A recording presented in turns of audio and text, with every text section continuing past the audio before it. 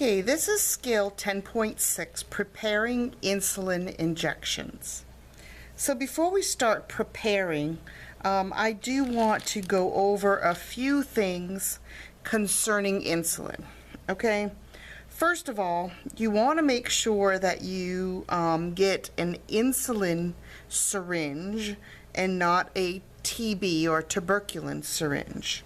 Okay, it makes a big difference when you're drawing up units versus milliliters. Okay, all right, so how can you tell the difference between insulin and TB syringes? Okay, well, first of all, the coloring is going to be different. Okay, see right here, orange for insulin. Okay, and then you have a brown for TB. Now, I'm not going to say that the TB syringes are always brown. They may be gray, okay, but they will never be orange, okay?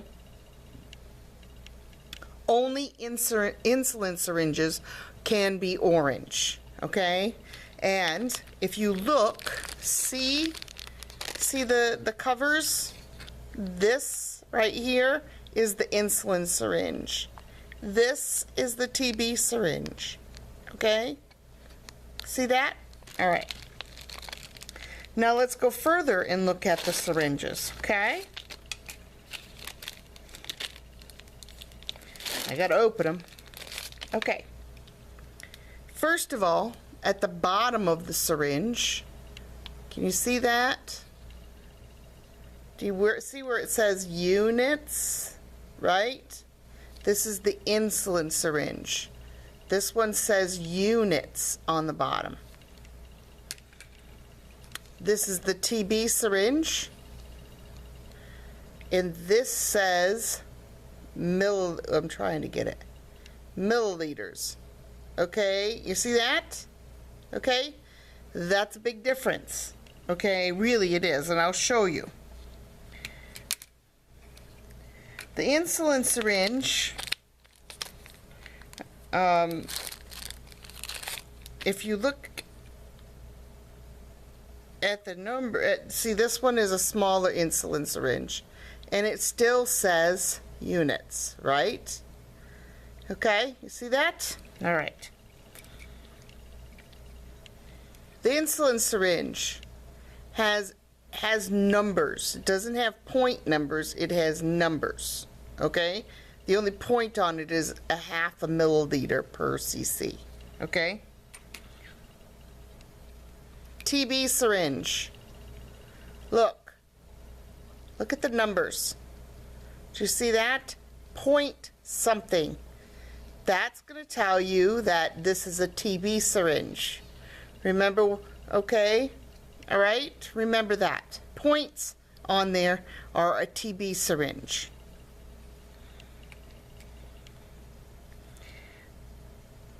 Next thing I want to tell you is to look at the PowerPoint about, you know, I made you an informational PowerPoint concerning insulin, different insulins, the different syringes, the different sub-Q injections, intramuscular. You know, look at that PowerPoint. Really know that PowerPoint, okay? Because that's going to be important for you with doing all of your injections, okay? All right. First of all, let's just review.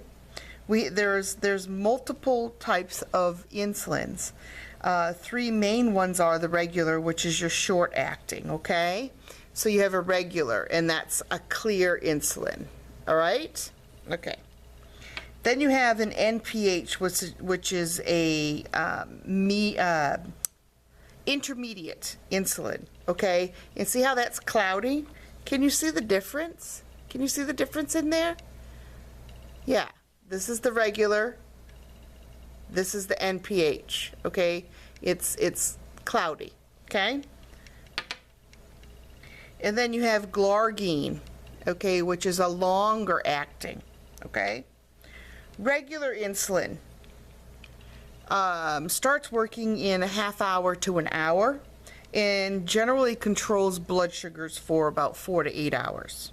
Okay, so that's short acting, regular short acting. NPH, okay, is your intermediate insulin. Generally starts working in 1 to 2 hours and controls blood sugars for about 10 to 12 hours. Okay? Your glargine, your long-acting insulin. Onset is about 1 to 2 hours, and it generally controls blood sugars for about 24 hours. Okay? So 3 different types of insulins. Another main really good point to remember is that glargine, your big, tall, thin bottle of insulin, cannot be mixed with anything else. Okay, that's important. This is its own injection. Okay? Its own injection, the glargine, the long-acting. Okay? You can only do that by itself. I'm trying to get it. There we go. Okay?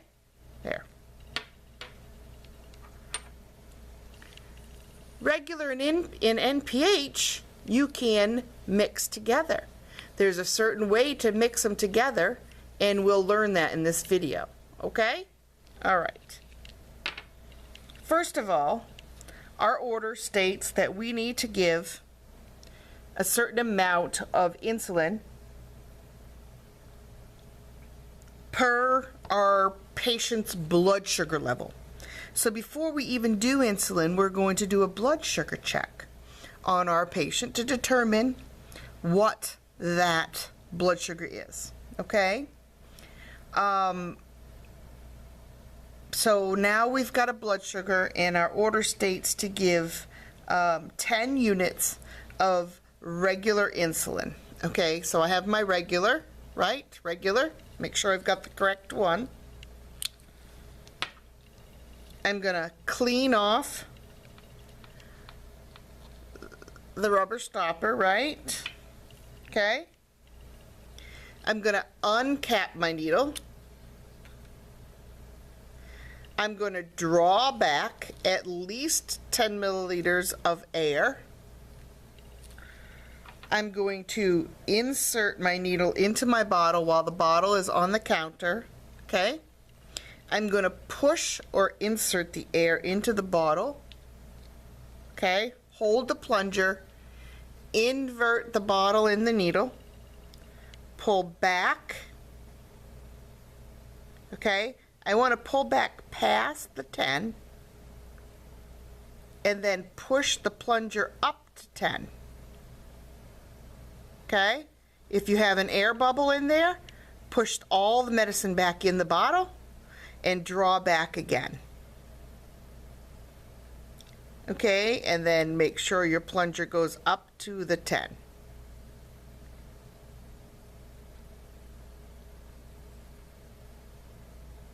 Okay. You're going to look for air bubbles.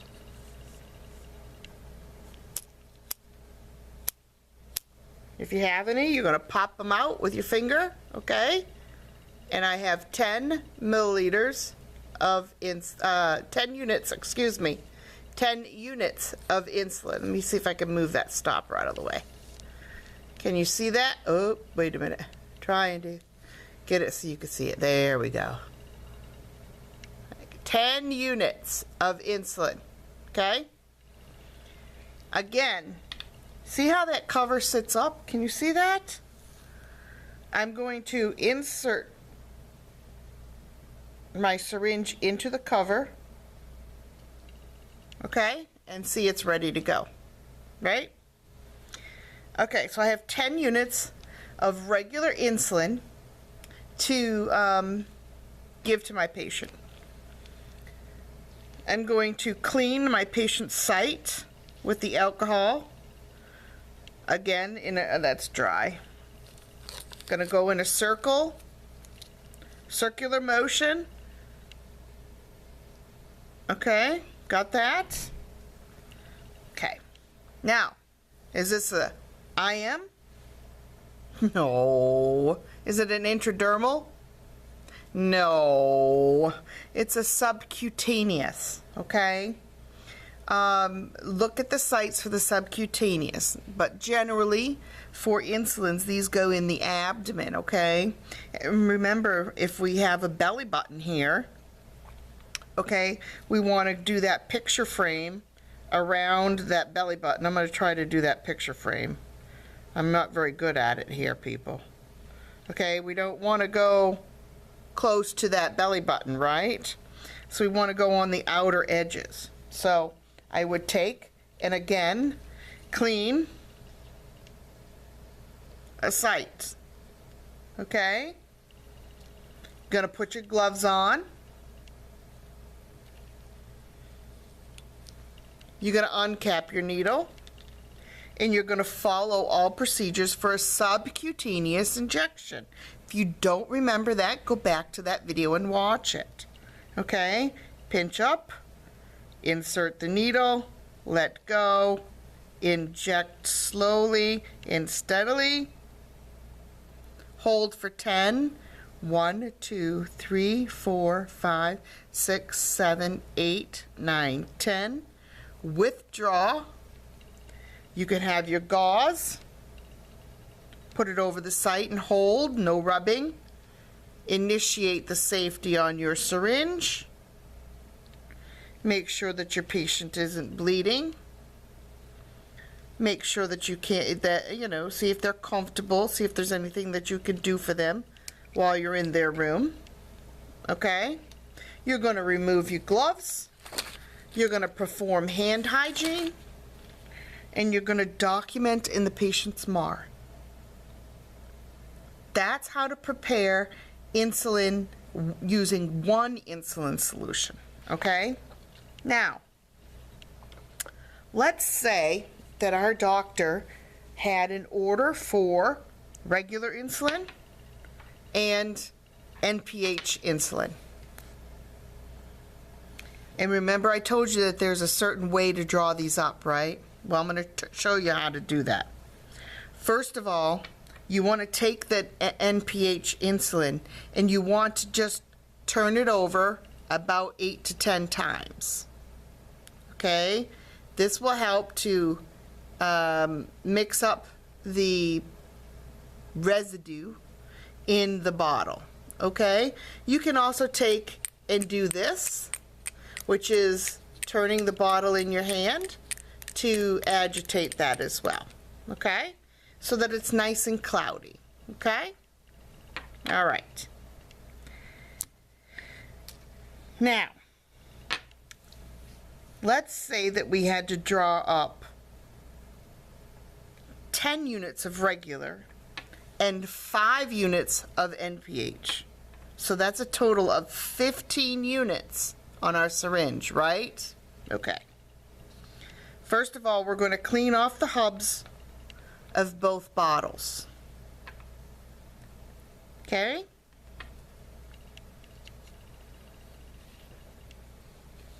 We're going to have gloves on.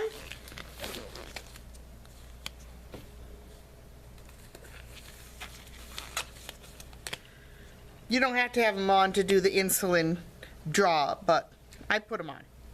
Okay? What you're going to do is you're going to take and inject air into the NPH. And remember, I said that was 5 units of NPH. So we want to instill at least 5 milliliters of air into the NPH. Withdraw the needle. Now I told you that the order states 10 units of regular. So we want to instill at least 10 milliliters of air into the regular. Okay? Do not withdraw the needle. Hold the plunger, invert the bottle. Draw out 10 units of insulin, regular insulin, into your syringe. Okay? Make sure you have 10.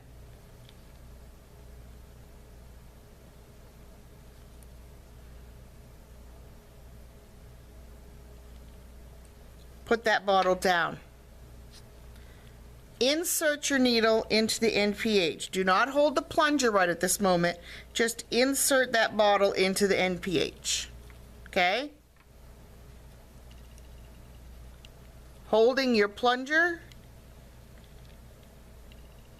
you're going to invert your NPH and you're going to withdraw 5 units of NPH insulin.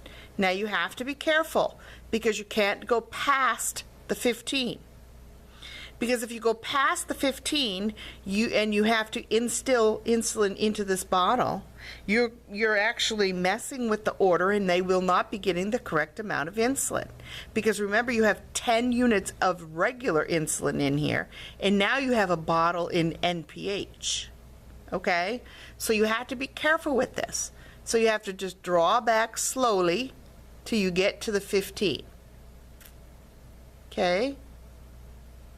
Just to the 15. Do not instill any medicine into this bottle. Withdraw your needle. Recap with your cap on the counter. Okay? And you will see that there are 15 units of insulin in this needle. Okay? I don't know if I can make that clearer. Trying to make it clearer for you. There we go. Okay? All right. So you have to be careful when you're drawing up multiple insulins in one syringe, okay? You have to be careful with that. So how do you become proficient with that? You get in the skills lab, you get a bottle of insulins, and you practice until you become confident, until you become proficient with drawing up that insulin. Get in here and practice with these, okay? Many institutions require what we call a double check of insulin, meaning there have been a lot of medication errors in regards to insulin administration. And in order to cut back on the medication errors, many institutions have initiated a double check of all insulin orders. So that would mean that I would draw this insulin, okay, and I would take it to another nurse or have another nurse come to me and double check the amount of insulin that is in the needle. So when you're double checking, you don't go up to and say, hey Mary, can you make sure that there's 15 units of insulin in here? Because she can go, yep, and hand it to you, okay, and not really look at it.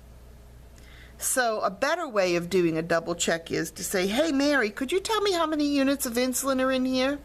And she literally has to look at the syringe and see, okay, yep, there's 15 in there. And she states to you, there's 15 units in there. And you can say, oh good, that's what I'm supposed to have in there, or, oh, are you sure? Because maybe I'm supposed to have 10. Okay, so this is how we double check insulin orders, okay? So many institutions have instituted that. So that's how to draw up 2 insulin solutions, okay? The last thing I want to show you is using an insulin pen. Some patients come in with insulin in a pen, and it's the same thing as a needle. The needle is within the pen itself, and they can just dial how many units, okay? And then they put it on themselves. They've cleaned their solution, their site and everything.